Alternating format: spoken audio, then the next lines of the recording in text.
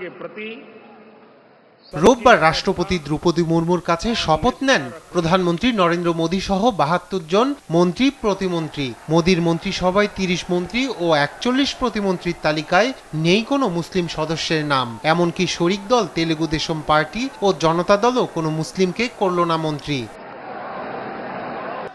এবারের লোকসভা নির্বাচনে ২৪ জন মুসলিম সদস্যের মধ্যে ২১ জনই ইন্ডিয়া জোটের।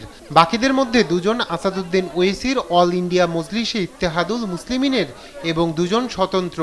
এর আগে ২০০৪ ও ২০০৯ সালের মন্ত্রিপরিষদে যথাক্রমে ৪ এবং ৫ জন মুসলিম সদস্য ছিলেন।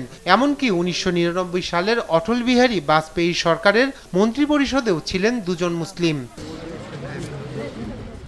সংখ্যালঘুদের মধ্যে বিজেপিকে ভোট না দেওয়ার যে প্রবণতা তা নতুন নয়। বাবরি মসজিদ ধ্বংসের পর থেকে সে প্রবণতা বেড়েছে।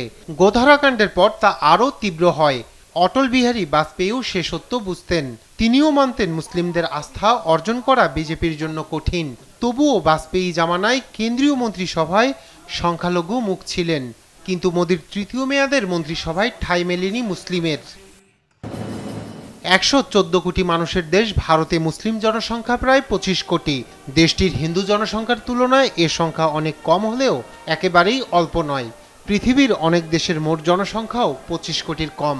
এত বিপুল সংখ্যক মানুষের কোনো প্রতিনিধি এবার কেন্দ্রীয় সরকারে না থাকায় ভারত ছাড়িয়ে এ আলোচনা ছড়িয়ে পড়েছে গোটা মুসলিম বিশ্বে। রায়হান কবির শুভ্র, নিউজ ডেস্ক, দেশ টিভি।